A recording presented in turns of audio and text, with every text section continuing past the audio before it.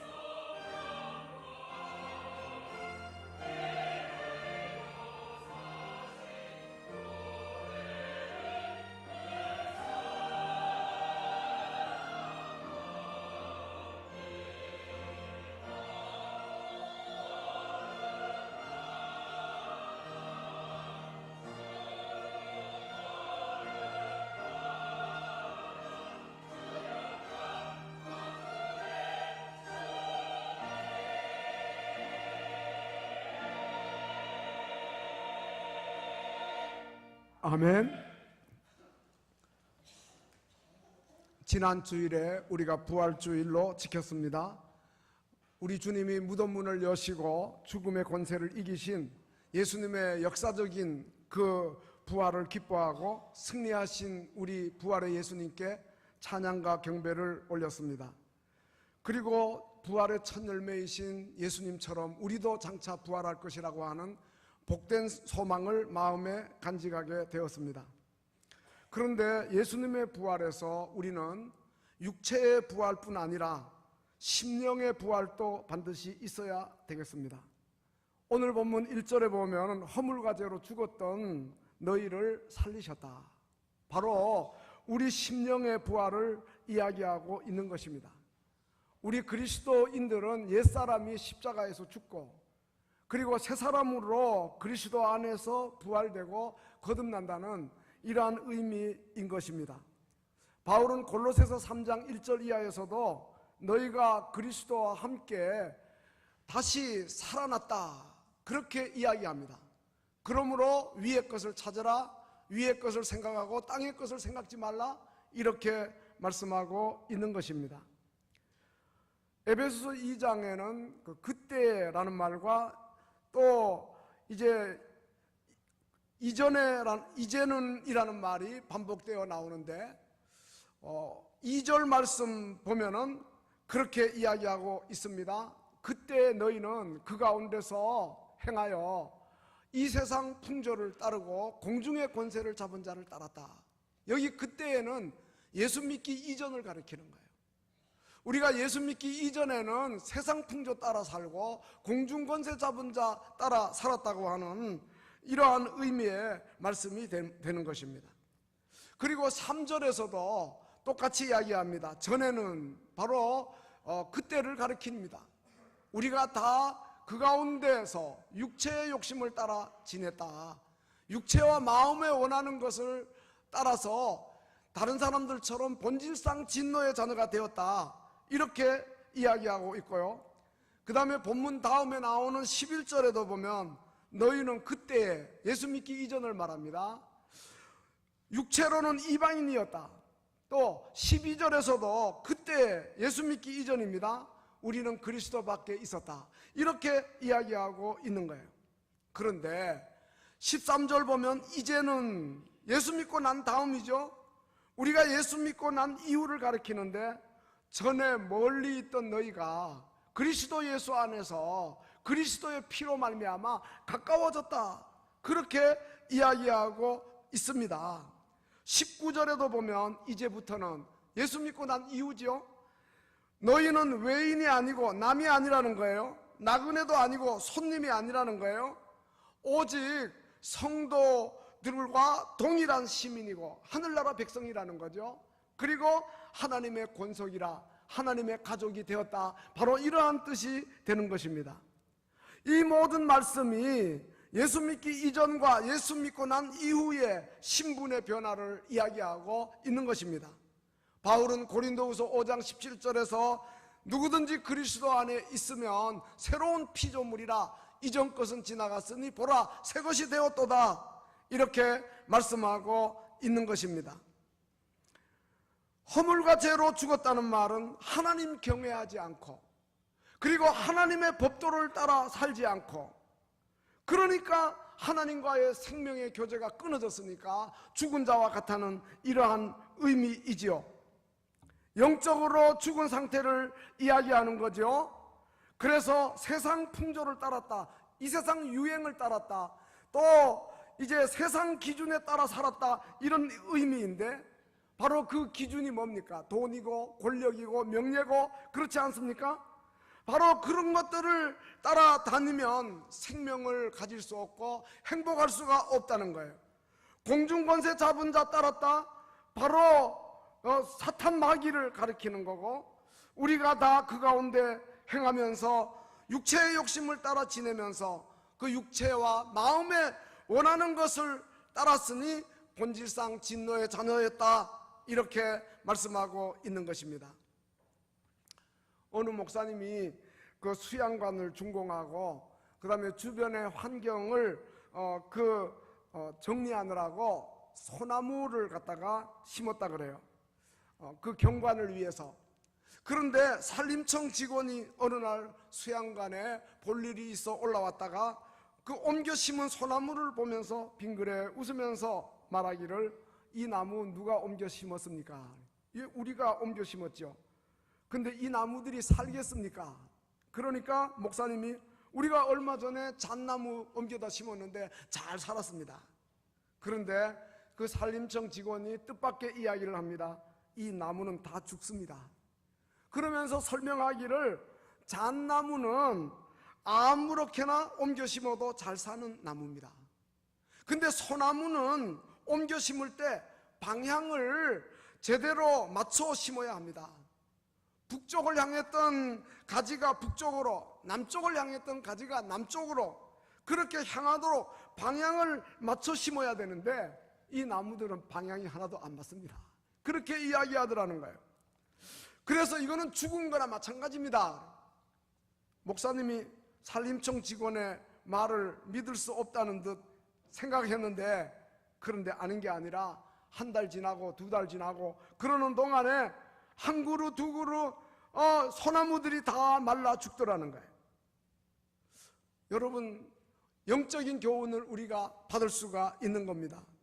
우리의 삶이 하나님의 말씀에 맞추어야 되고, 그리고 하나님에게만 방향을 맞추어야지 세상 풍조에 맞추어 살고 공중 권세 잡은 자 따르며 살고 육체의 그러한 욕심을 따라 본능에 따라 살면 살아있는 자 같으나 다 죽은 자라는 거예요. 공중 권세 잡은 자를 따르는 것은 그 노예가 되는 걸 가리키는 겁니다. 출애굽기 보면 그 바로의 압제하에서 이스라엘 백성들이 노예 생활을 하잖아요. 그들이 비돔과 라암셋에서 성을 쌓습니다. 벽돌을 굽어 만듭니다. 근데 그것이 다 누구를 위한 일입니까? 자기 위한 일이 아니고 애굽의 바로를 위한 일인 거예요. 열심히 일을 해도 자기에게는 아무런 유익이 없고 바로에게만 유익을 주는 거예요. 그와 같이 영적으로도 우리가 공중권세 잡은 악한 마귀 사탄 종로로 타고 따라다니면 아무리 열심히 인생을 살아도 헛수고일 뿐이라는 거죠. 영적으로 죽은 자와 다를 바가 없다는 거죠. 예수 믿기 이전에 우리의 모습이 바로 그러했어요. 그래서 인류의 조상 아담으로부터 내려오는 원죄 가운데서 우리가 살고, 그렇게 살면서 하나님과 상관없이 죽은 자로 살다가 결국은 지옥에 떨어질 수밖에 없는 흉악한 죄인들이었어요. 그런데 이렇게 허물과 죄로 죽었던 본질상 진노의 자녀였던 우리들이 예수 믿고 이제는 살아났다. 이제는 예수 안에서 부활했다. 세상 유행 따르고 마귀 종로로 타고 육체 욕심 따라 살던 본질상 진노의 자녀들이 하나님의 전적인 은혜를 받아서 순전히 하나님과 사랑의 그 은혜의 그 덕분으로 우리가 다시 살게 되었다는 거예요. 옛사람은 십자가에서 죽고 새 사람이 예수 그리스도 안에서 부활한 줄로 믿습니다. 오늘 본문 4절이 자세하게 이야기합니다. 긍휼이 풍성하신 하나님이 우리를 사랑하시고 그 큰 사랑을 인하여 허물로 죽은 우리를 그리스도와 함께 살리셨다. 너희는 그 은혜로 구원을 받은 자다. 우리가 새롭게 살게 되고 새 생명을 얻게 된 것, 우리의 공로가 아니고 행위에서 난 것이 아니고 바로 하나님의 그 크신 사랑 때문이다. 이것이 바로 복음입니다. 복음은 하나님이 우리에게 베푸신 은혜와 사랑을 가리킵니다. 하나님이 나를 불러주시고 하나님이 내게 베푸신 은혜와 사랑이 바로 복음입니다. 그렇기 때문에 구원은 은혜로 되는 것입니다. 구원이 은혜라는 말은 하나님의 선물이라는 뜻이고요, 거저 값없이 공짜로 받았다는 의미입니다. 우리가 노력해서 구원받는 거 아니라는 거예요. 그러면 구원이 공짜라, 그러니까 값없이 받았다, 그러면 가치가 없는 거냐? 이렇게 생각하면 안 됩니다. 결코 그렇지 않습니다. 너무 값이 크니까 그 누구도 그 복음의 가치를 설명할 수 없고, 그리고 그 가치를 계산할 수 없으니까, 그 누구도 우리의 구원을 위해 값을 지불할 자가 없으니까 그렇게 설명한 것 뿐이고, 하나님이 값없이 이 죄인인 우리에게 구원을 선물로 주셨는데 그 값을 누가 지불했습니까? 예수님이 지불하신 거예요. 예수님의 십자가로 지불하신 거예요. 그래서 바울은 고린도전서 6장 19절 20절에서 그렇게 이야기합니다. 너희는 너희 자신의 것이 아니다, 값으로 산 것이 되었다 그랬습니다. 여기 값은 화폐, 돈을 가리키는 것이 아니고 예수 그리스도의 피값을 가리키는 거예요. 예수의 피로 샀다는 말은 예수의 생명으로 우리를 사주셨다, 그런 뜻이에요. 예수님이 온몸을 들여서 우리의 죄의 대가를 지불하시고 우리를 구원해 주셨다, 이러한 뜻이에요. 그래서 본문 8절 9절에서도 너희가 그 은혜를 인하여 믿음으로 말미암아 구원을 얻었다, 그러면서 이것은 너희에게서 난 것이 아니고 하나님의 선물이다, 행위에서 난 것이 아니니 누구든지 자랑할 수 없다, 이렇게 말씀하고 있는 것입니다. 바울은 고린도전서 1장 29절에서도 아무 육체도 하나님 앞에서 자랑할 수 없다 그러고, 그 다음에 31절에서 자랑하는 자는 주 안에서 자랑하라, 그렇게 말씀하고 있습니다. 그러면 이렇게 놀라운 하나님의 사랑과 은혜를 우리가 받아서 구원받은 백성이 되었는데, 그러면 우리가 어떻게 살아야 하는가 하는 것입니다.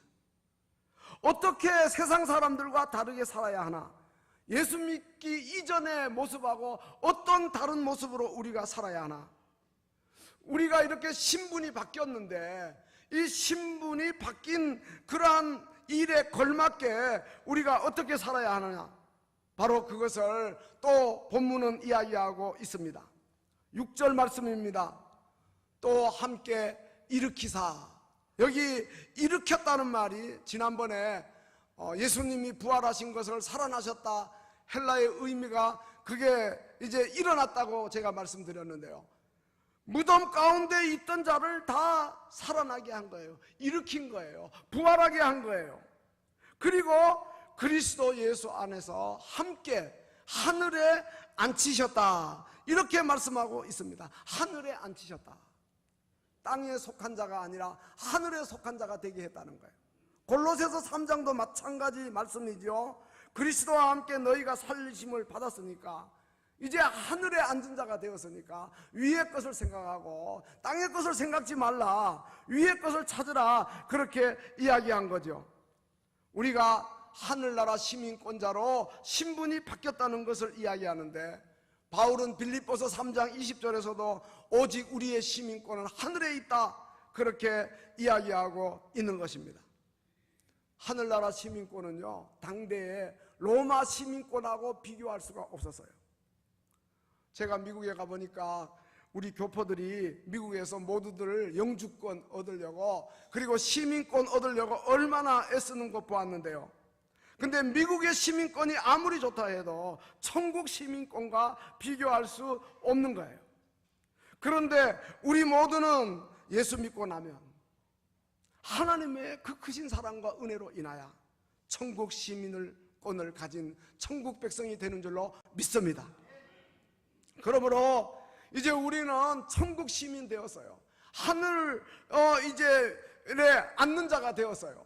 예, 그러면 우리가 하늘나라 천국 시민답게 살아야 되는데, 우리의 삶의 목적도 바뀌고 우리의 인격도 바뀌고, 그래서 이제 우리가 잃어버렸던 것을 다 찾아야 돼요.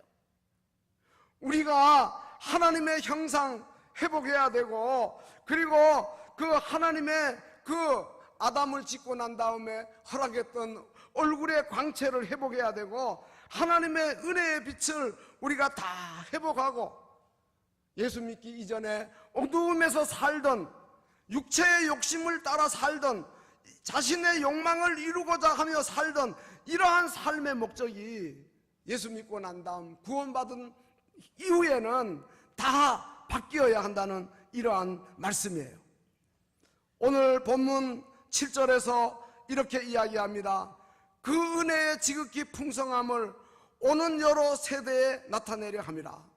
우리가 이런 구원의 은혜를 받았으니 주변 사람들에게 하나님의 은혜를 나타내고 하나님께 영광을 돌리는 삶을 살아야 한다는 의미이고요, 특별히 10절 말씀입니다. 우리는 그의 만드신 바라 그리스도 예수 안에서 선한 일을 위해 지으심을 받은 자라, 이렇게 이야기하고 있습니다. 하나님이 우리를 만드셨다. 이 말은 또 우리가 하나님의 형상으로 처음 창조된 것을 가리키기도 하지만, 그 다음에 예수 안에서 예수님과 함께 부활하여 새 사람으로 거듭난 새 생명을 가진 새 창조도 의미하는 것입니다. 여기 무엇보다 우리는 하나님이 만드신 바라 그랬는데, 공동 번역에는 우리는 하나님의 작품입니다, 이렇게 번역했어요. Made in God이라는 거죠. 영어 성경 NIV에서는 마스터피스라 그랬어요. 걸작품이라는 말이에요. 하나님의 명품인 하나님의 걸작품으로 우리가 예수 안에서 새롭게 창조되었다. 그 잃어버렸던 하나님의 형상을 회복하도록 예수님 부활과 함께 우리가 새 사람으로 부활하는 이러한 은혜를 이야기하고, 여기 만드신 바라는 헬라어의 의미는 포이에마인데 영어의 포임, 시죠, 시.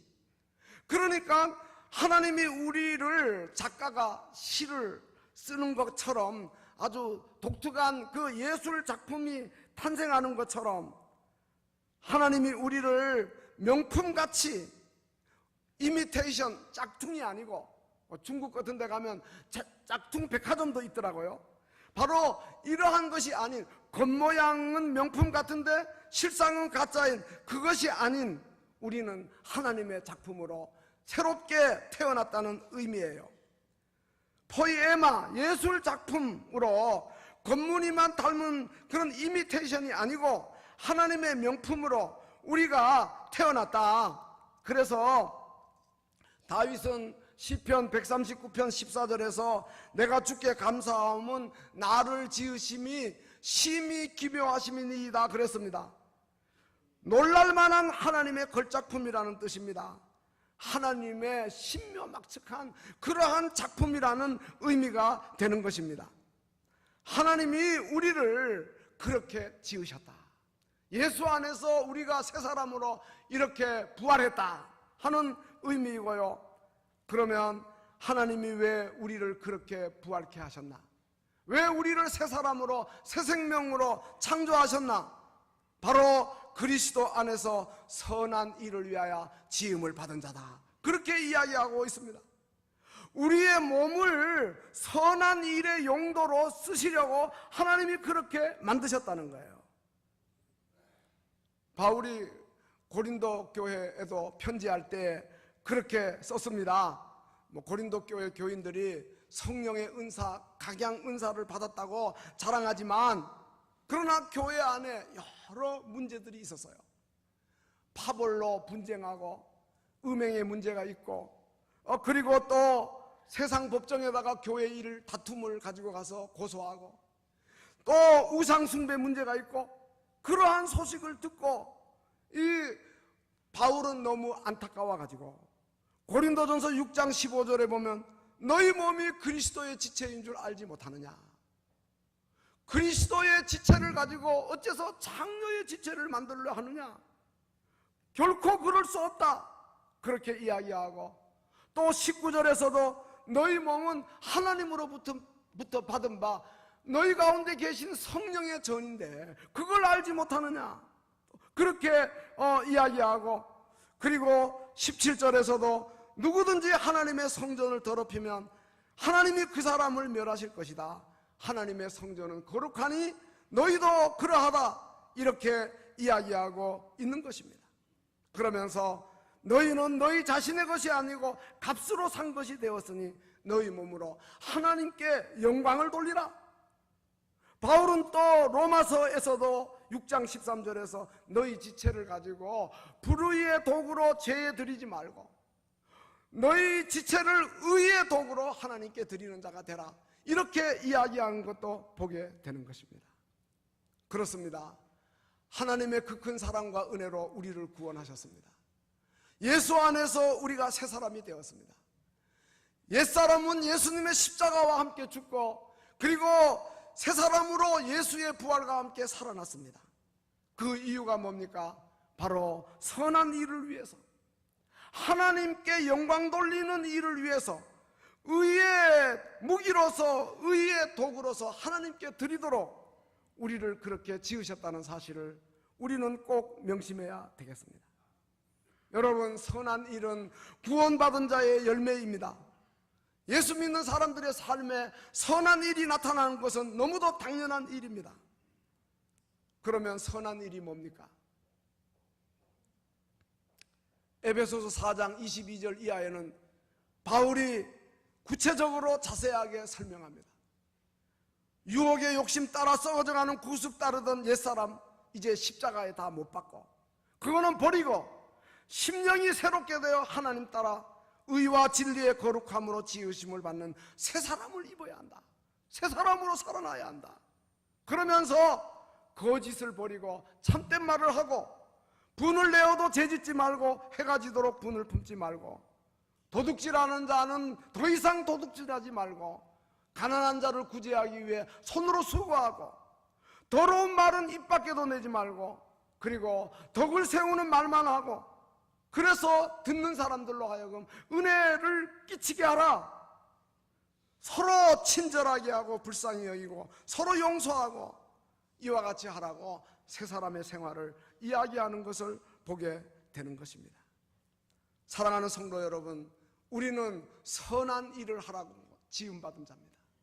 우리는 선한 일을 하라고 부활된 자입니다. 그러므로 이제 우리가 육체의 부활도 중요하지만 또한 우리 안에 영적인 부활이 있어서 우리의 삶이 바뀌고 우리의 인격이 바뀌는 이러한 자리에 나아가야 할 줄로 믿습니다. 나 이제 주님의 새 생명 얻은 몸, 옛것은 지나고 새 사람이로다. 옛것 지나가고 새 사람으로 사는 모습을 드러내어서 모든 사람에게 하나님께 영광을 올려드릴 수 있도록 그와 같이 하여야 하는 것입니다. 결론으로 말씀을 맺으려고 합니다. 부활절 보내고 이제 우리가 육체의 부활뿐 아니라 허물과 죄로 죽었던 나를 살리신 영적 부활 우리 마음에 꼭 기억하고 그리고 우리를 영적으로 부활하신 것은 우리의 어떤 공로나 우리의 행위가 아니고 전적인 하나님의 은혜와 사랑 때문이라는 것을 기억하고 그리고 하나님께서 왜 우리를 그렇게 부활시키셨는가, 새 사람 되게 하셨는가, 새 생명을 주셨는가? 선한 일을 위해서 하나님의 걸작품으로 우리로 하여금 살게 하기 위해서 예수 안에서 새롭게 새 사람으로 부활케 하신 이 사실을 기억하고 우리 가운데 이러한 놀라운 신분의 변화에 걸맞는 아름다운 삶을 다 사시는 복된 성도들이 되어야 할 줄로 믿습니다. 로마 제국이 아주 오랫동안 강력한 그러한 제국을 형성했는데요, 학자들은 이 라틴어 가운데 노블레스 오블리제라는 이러한 단어가 있는데요, 이것은 바로 특권을 누리는 계층의 사람들이 솔선수범해 가지고 어려운 일에 앞장서는 것을 가리키는 거예요. 나라가 재정이 부족하면 넉넉한 부유층의 사람이 돈을 내어 충당하고 그리고 이제 전쟁터에 나가면 귀족들이 평민보다 적진에 앞서 들어가고 또 특권을 누리는 계층이 솔선수범해서 국가를 위한 병력의 의무를 다하고 많이 가진 자가 그 부를 환원해 가지고 어려움을 당하는 사람들을 돕는 이러한 노블리스 오블리제 그 덕택으로 그 나라가 견고해졌다, 이렇게 이야기하는 사람들이 있습니다. 오늘 우리 성도들도 마찬가지입니다. 우리가 새 사람으로 부활했습니다. 새 생명을 얻었습니다. 옛사람이 십자가에서 죽고 예수 안에서 새롭게 부활한 하늘에 앉은 천국 시민으로서의 특권을 우리에게 부여하셨습니다. 그렇다면 우리가 특권만 자랑하지 말고 정말 우리가 앞장서서 주님을 알뜰히 잘 섬겨나가고 주님의 몸된 교회를 알뜰히 잘 받들어 나가는, 앞장서서 솔선수범으로 주님의 몸된 교회를 섬겨나가는 거룩한 성도들이 다 되시고, 이 다음 주님 앞에 섰을 때 잘했다 칭찬 듣고 면류관 받는 복된 성도들이 다 되시기를 주님의 이름으로 축원합니다. 기도하시겠습니다. 허물과 죄로 죽었던 우리들 다시 살려주심 감사합니다. 우리의